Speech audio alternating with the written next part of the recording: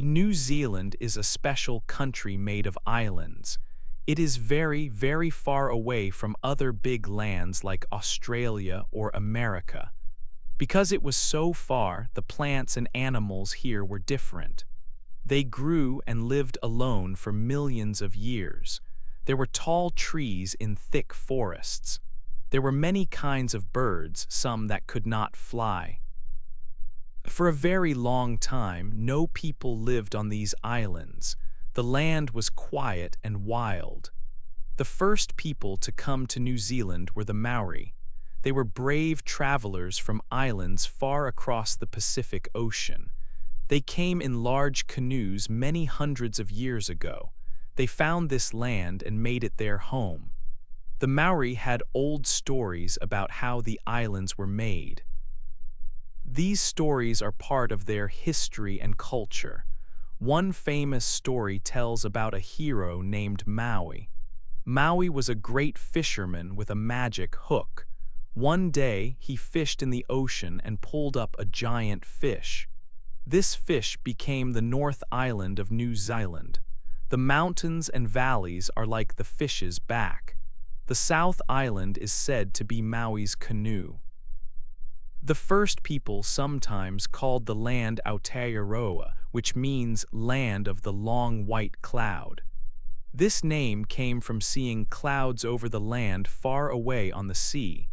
People lived in many parts of the world for thousands of years. They built towns and cities in Europe, Asia, and Africa. They crossed the sea to North and South America. They traveled to Australia. But New Zealand stayed empty of people for a much longer time. It was one of the very last large lands on Earth to be found by people. It was like a hidden place for a long time. Then, the Maori travelers found it. The history of New Zealand is a story about these islands and the people who came to live here. It is about the Maori people and how they lived in this new land. It is also about people from Europe who came here later, many hundreds of years after the Maori. These European people are often called Pākehā in New Zealand. The history tells us how Maori and Pākehā met. It tells us how they lived together, sometimes helping each other, sometimes having problems. It tells how they used the land and changed it. The history of New Zealand shows how different groups of people can live in one place and build a country. Understanding this history is important for everyone who lives in New Zealand today. It helps us understand why our country is the way it is. It helps us understand the different cultures here, Maori and Pākehā. It helps us see how the past still touches our lives today. It is a story about finding a new home, about living on special islands, and about people making a future together. It is a story for New Zealanders and for people around the world to learn from. It shows how history shapes a place and its people. 2. The first people come.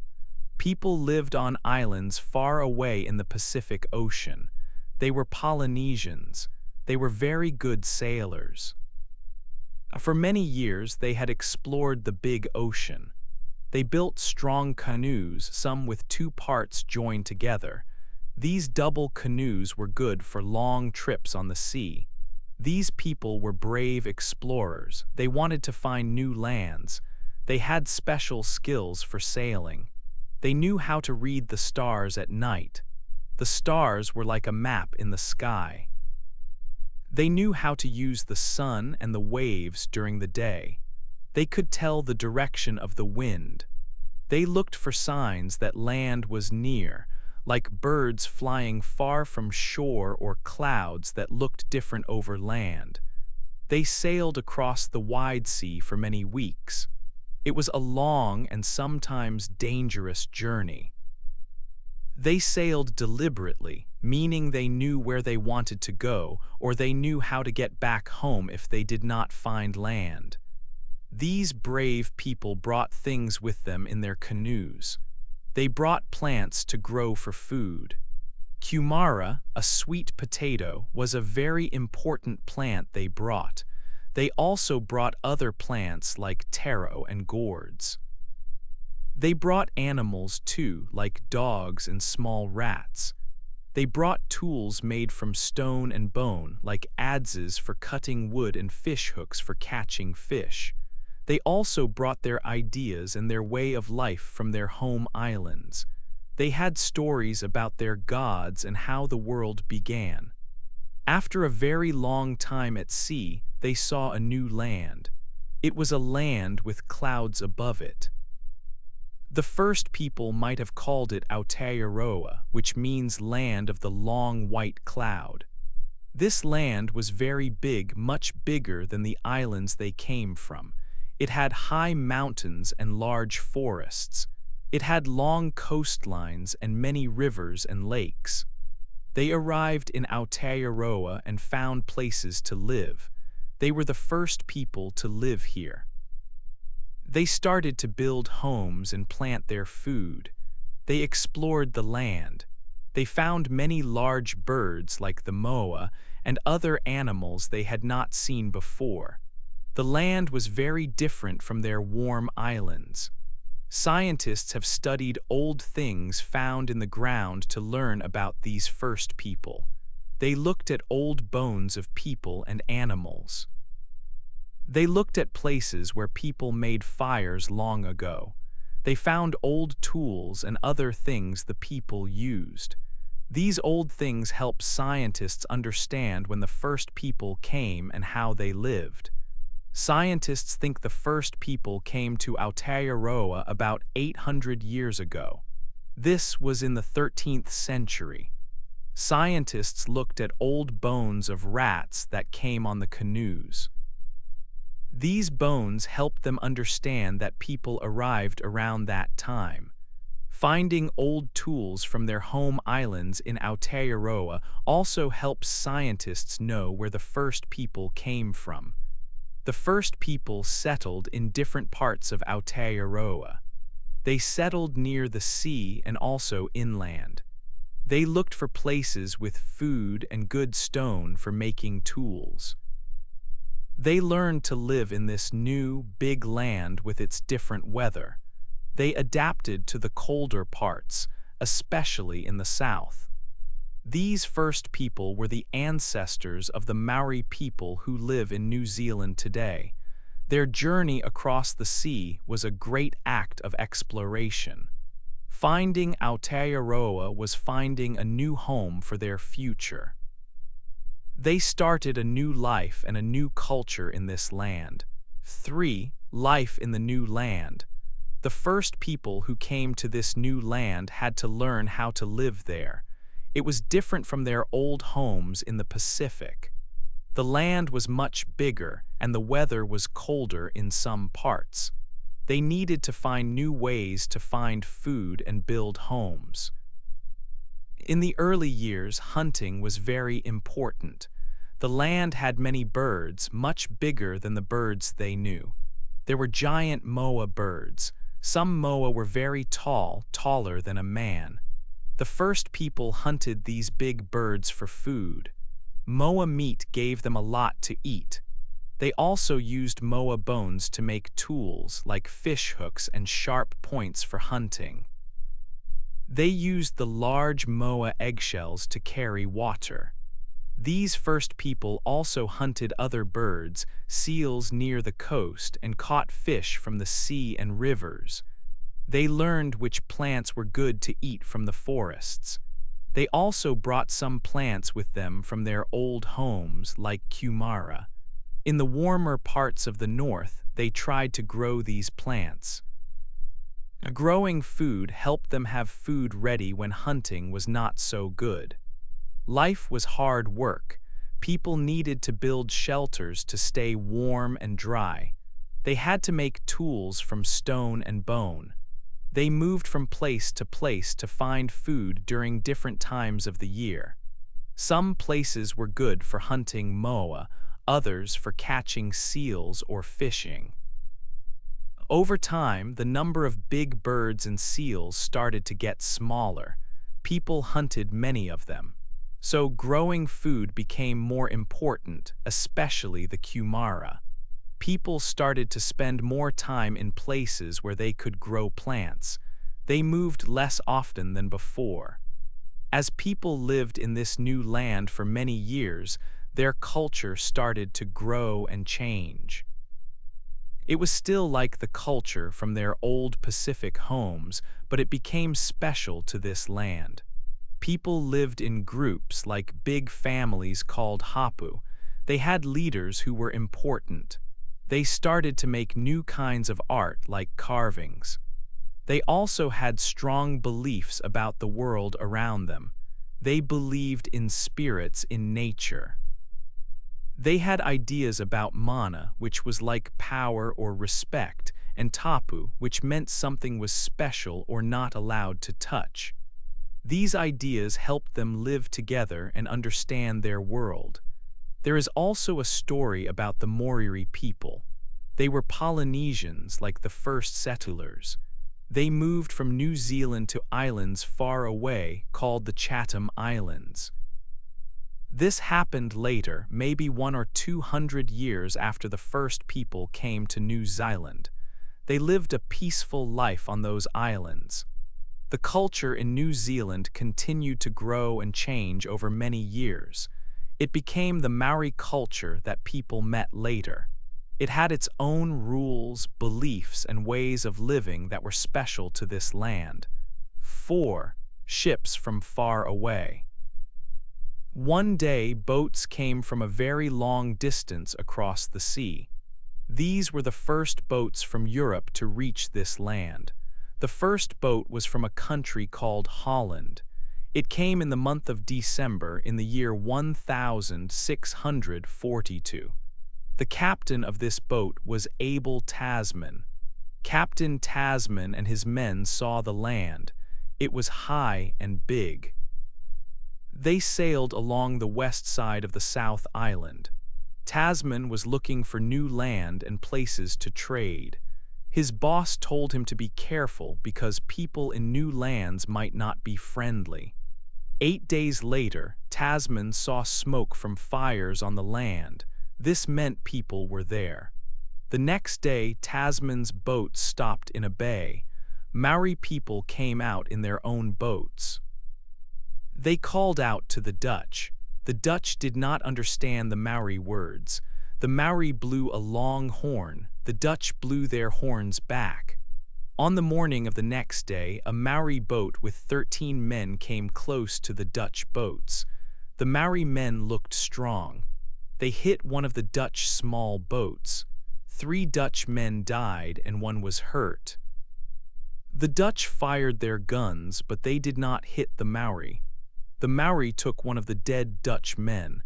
Maybe they took him to eat, as was their custom after a fight. Captain Tasman was sad and angry. He called the bay Murderer's Bay. He left that place. He did not stop or walk on the land. He sailed north. He did not find a safe place to land on the west side of the North Island. He saw more Maori people far away, but he could not land. Tasman left the country in the month of January in the year 1643. The Dutch later called this land New Zealand. It was put on maps of the world, but no other European boats came for a very long time. 126 years later, new boats came. These were from England. The captain was James Cook. He came in the year 1769. Cook sailed all around the country. He made very good maps. He found that it was 2 main islands. Cook met Maori people many times. He had a man from another island, Tupia, on his boat. Tupia could talk to the Maori, so Cook and the Maori could understand each other better. This helped them trade and meet more peacefully. But the first meetings were hard. In one bay, Cook's men killed some Maori people. Cook was sad about this. He wanted to be friendly. Maori and Europeans traded. Maori gave food and other things. Europeans gave metal tools and nails. Metal was very useful for Maori tools and fishing hooks. Europeans also left new food plants like potatoes. Potatoes grew well and became important food for Maori. But Europeans also brought sickness. Some Maori people got sick from diseases they had never had before. This was a bad thing that came with the new boats. Later, other European boats came from countries like France. Sometimes there was fighting when Maori and Europeans did not understand each other's rules. In one fight, many Europeans died. In another, many Maori died. These first times meeting people from far away started to change life for Maori. They got new things that helped them, but they also got sickness and new problems. For a long time, the land stayed mostly for Maori because distance kept many Europeans away. 2 peoples, 1 treaty. More European people started to come to New Zealand. Some came on big ships to catch whales and seals. Others came to cut down trees and get flax. Some European sailors stayed and lived with Maori people. They married Maori women and became part of Maori families. These people were called Pākehā Maori. They helped Maori and Europeans talk to each other. Europeans brought new things. One important new thing was the gun. At first, some Maori wanted guns for hunting birds, but soon they used guns in fights between tribes. Before guns, fights were different. Guns made fighting much more dangerous. Some tribes bought many guns by trading flax and food. Tribes with guns attacked tribes without guns. This time was called the Musket Wars. Many people died. Some tribes had to leave their homes. Famous leaders like Hangi Hika in the north and Te Raparaha in the south led their fighters. New ideas also came with the Europeans. Missionaries came to share their Christian religion. The first missionaries were from the Church Missionary Society. Samuel Marston started the first mission in the north in 1814. Later, Wesleyans and Catholics also came. Missionaries taught people to read and write English and Maori. They wrote down the Maori language. They also shared new ideas about living, like having different rules. Some Maori liked the new religion and ideas. They started to follow Christianity. Others kept their old beliefs or mixed the old and new ideas. Life was changing. More Europeans wanted to buy land.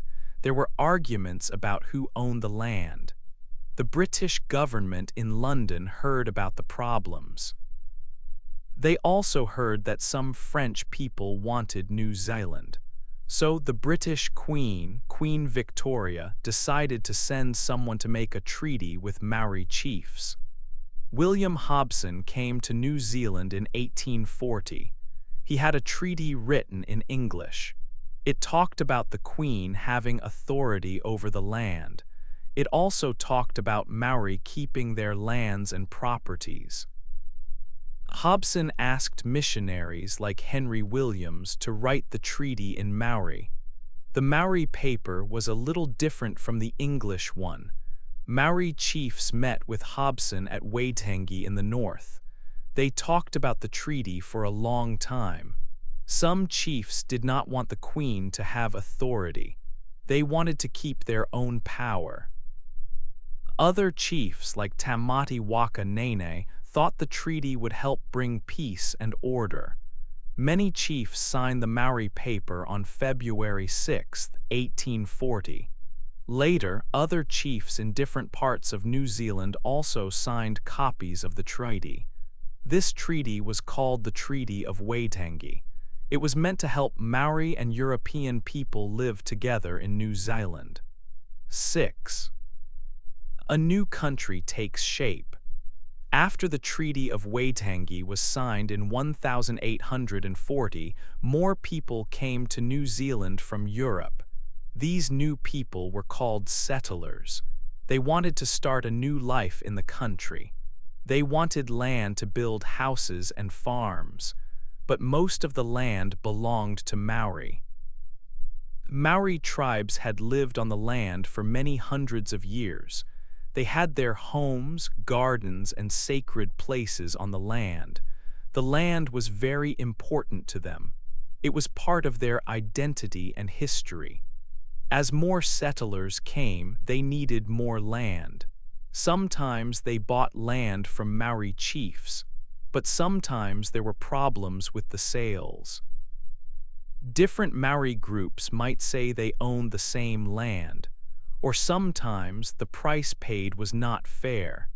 These disagreements about land caused many problems. Arguments about land often became very serious. They led to fighting between settlers and some Maori tribes. These fights are called the New Zealand Wars. The wars happened in different parts of the North Island over many years, mostly in the 1840s and 1860s. The wars brought big changes for Maori communities. Many Maori lost their land. The fighting also broke up some communities. Life became very different for many Maori people. Their traditional ways of living were hard to continue when they lost their land. While there was fighting in some areas, in other parts of the country, settlers were busy building towns and farms. They cleared forests to make space for fields. They built roads and bridges to connect different places. New towns like Wellington, Nelson, and Christchurch were started. Auckland became the capital city. More and more ships arrived, bringing building materials, tools, animals, and people. The number of European settlers grew quickly. By the late 1850s, there were more European people in New Zealand than Maori people. European ways of life became more common, especially near the towns and farms.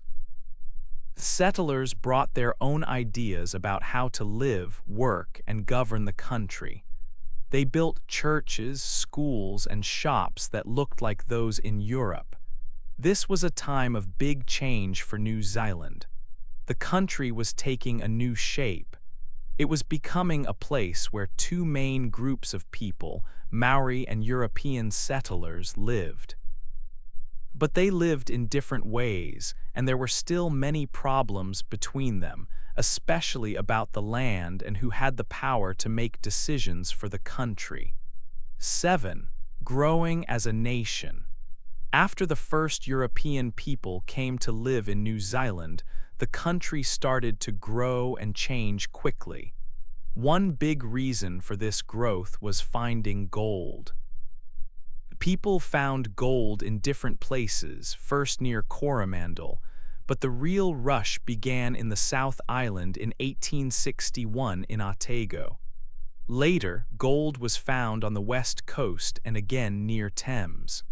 Finding gold brought many people from other countries very quickly. Thousands of people came from Europe, America, and also from China, hoping to find riches. These new people helped the country get bigger and richer. Cities like Dunedin grew very fast because of the gold discoveries. Gold was very important for New Zealand's money for many years. Farming also became very important. At first, many farmers had sheep, especially for wool. Large farms, called runs, spread across the country. Selling wool to other countries, especially Britain, made a lot of money. Later, new ways to keep food cold were invented. This was called refrigeration. With refrigeration, farmers could sell meat and butter and cheese to Britain too. This new trade made farming even more important and helped the country's economy grow strong. Selling farm products to Britain became the main way New Zealand made money for a long time. New Zealand also started to take part in big wars happening far away. The first time New Zealand soldiers fought overseas was in the South African War around 1900. Then came World War I from 1914 to 1918. Many New Zealand men volunteered to fight for the British Empire. They went to places like Egypt, Gallipoli, and France on the Western Front. It was a very hard war, and many soldiers were hurt or died. New Zealand lost thousands of soldiers. After that, World War II happened, from 1939 to 1945. Again, many New Zealand men and women joined the Army, Navy, and Air Force to fight overseas in places like North Africa, Italy, and the Pacific. This second big war also had a high cost, with many New Zealanders losing their lives or being wounded in battles like Crete and Cassino. Taking part in these wars made New Zealand feel more like a nation, fighting with other countries. During this time, Maori people found new ways to be strong too. After the number of Maori people went down for a while, it started to grow again in the early 1900s. Maori leaders wanted their people to survive and do well in the new country with many Pākehā people. Some leaders, like Apurana Ngata, thought that learning Pākehā ways, like getting good education and doing business, would help Maori people. He was part of a group called the Young Maori Party. They worked to improve Maori health and education. Ngata also worked hard to help Maori people develop their land for farming. This helped many Maori families have food and make some money. Maori culture, like carving, traditional songs, waiata, and dances, haka, stayed important and became strong again in many places. New groups also started, like the Ratana movement. This group was led by Tahupatiki Wairmu Ratana. It helped Maori people feel united and had strong spiritual beliefs. The movement also became important in politics, helping Maori have a voice in the government and asking for the Treaty of Waitangi to be followed. The Labour government, which came to power in 1935, started to help Maori people more with things like health care, schools, and housing through the new social security system. This helped Maori people live healthier lives and get more chances for jobs and education. Maori health improved a lot in these years. So in these years, New Zealand was changing fast. Finding gold, growing farming, and taking part in world wars helped shape the country. Maori people were also changing, finding new ways to live and be strong in a country that now had two main groups of people living together. 8. New Zealand looks ahead. After the big wars, life in New Zealand changed for many people. They wanted a good life, a home, and a family. More babies were born in these years than ever before. This time is often called the baby boom. The government also changed, and the National Party became strong in the country for many years. People wanted new things for their homes, like cars, televisions, and washing machines. Many New Zealanders still felt very close to Britain, their mother country. They often called Britain home. The young Queen Elizabeth II visited New Zealand in the 1950s. This was a very big and special event for many people across the country. But things in New Zealand were also starting to change in new ways, bringing different ideas. Before the wars, most Maori people lived in the country. They lived in small communities, often on their tribal land with their extended families. They followed traditional ways of life. During World War II, many Maori men and women worked in towns and cities for the war effort. After the war, this continued.